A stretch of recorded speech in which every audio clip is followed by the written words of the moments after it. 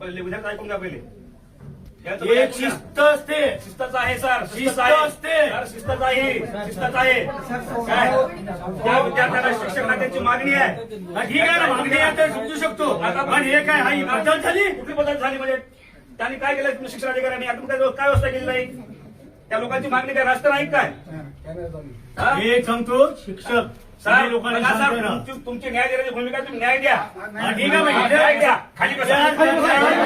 विद्यार्थ्यांना वेटीस बसवायचं नाही. का बसवायचं नाही? विद्यार्थी